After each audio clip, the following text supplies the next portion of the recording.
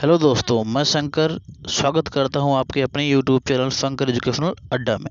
तो दोस्तों, आगे बढ़ने से पहले मैं आप लोगों को बताना चाहता हूं कि मैं आप लोगों के बीच एक महत्वपूर्ण वीडियो लेकर आया हूं जो आप लोगों को बनाएगी और बेहतर। तो दोस्तों, आगे बढ़ने से पहले आप लोग मेरे चैनल को सब्सक्राइब करें ताकि सबसे पहले वीडियो आप तक पहुँचे। तो दोस्तों, आगे बढ़ते हुए पहला प्रश्न आप लोगों के लिए स्क्रीन पर रहा।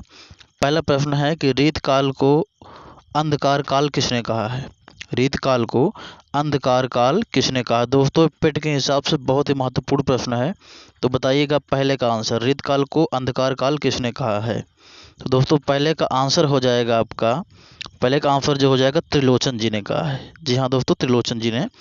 अगला प्रश्न आगे बढ़ते हुए दूसरा प्रश्न, गर्दिश के दिन आत्मकथा के लेखक कौन है?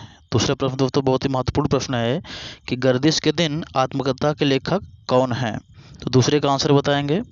तो दूसरे का आंसर हो जाएगा दोस्तों, दूसरे का हो जाएगा ए, यानी कमलेश्वर जी हैं। जी हाँ दोस्तों, कमलेश्वर जी।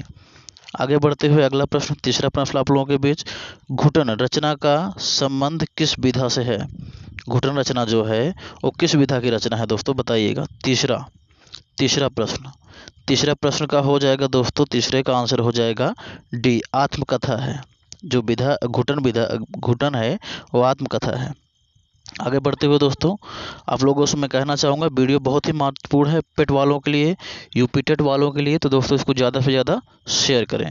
चौथा प्रश्न आप लोगों के बीच स्क्रीन पे है कि इनमें से कौन सा नाम रीतकाल का नहीं है? दोस्तों बताइएगा, इनमें से कौन सा नाम रीतकाल का नहीं है? चौथा प्रश्न, चौथा का हो जाएगा आंसर बी वाला, पूर्व मध्यकाल जो है और रीतकाल का नाम नहीं है। अगला प्रश्न दोस्तों, पांचवा प्रश्न कह रहा है, हिंदी साहित्य के प्रारंभिक काल को जय काल किसने कहा है? हिंदी साहित्य के प्रारंभिक काल को जय काल किसने कहा है? पांचवा का आंसर बताएंगे। तो पांचवा का हो जाएगा सी दोस्तों, पांचवा का सी हो जाएगा, यानी आपका रमाशंकर सुरती रसाल जी ने कहा है। रमाशंकर सुरती रसाल जी ने कहा है। तो अगला प्रश्न दोस्तों आप लोगों के बीच छठा प्रश्न कि सरोज स्मृत नामक रचना किस कवि ने की है? यानी जो आपका सरोज स्मृत नामक रचना है उसकी रचना किस कवि ने की है? तो दोस्तों बताइएगा। छठे का आंसर, छठे का हो जाएगा आपका ए, छठे का आपका हो जाएगा दोस्तों ए। आगे बढ़ते हुए सातवां प्रश्न आप लोगों के बीच कि चंडी चरित्र किस रीतकालीन कवि की रचना है? चंडी चरित्र किस रीतकालीन कवि की रचना है? तो आंसर देंगे सातवें का आंसर हो जाएगा बी, यानी गुरु गोविंद सिंह जी। दोस्तों आगे बढ़ते हुए आठवां प्रश्न, हिंदी साहित्य की भूमिका ग्रंथ का लेखक कौन है? हिंदी साहित्य की भूमिका ग्रंथ के लेखक कौन है? तो दोस्तों आठवें का आंसर बताएंगे। आठवें का हो जाएगा बी, यानी हजारी प्रसाद द्विवेदी जी हैं। तो नवा प्रश्न की ओर बढ़ते हुए नवा प्रश्न हमारा कह रहा है, आधुनिक काल की मीरा किसे कहा जाता है? आधुनिक काल की मीरा कहा जाता है दोस्तों महादेवी वर्मा जी को। नौवे का हो जाएगा बी।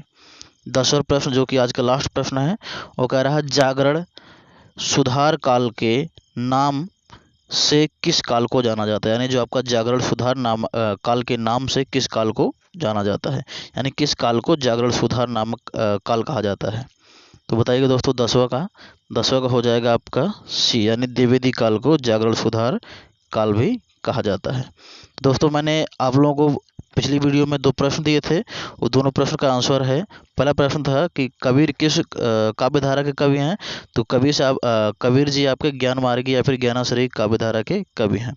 दूसरा प्रश्न था, हिंदी प्रदीप के संपादक कौन थे? तो बालकृष्ण भट्ट जी थे।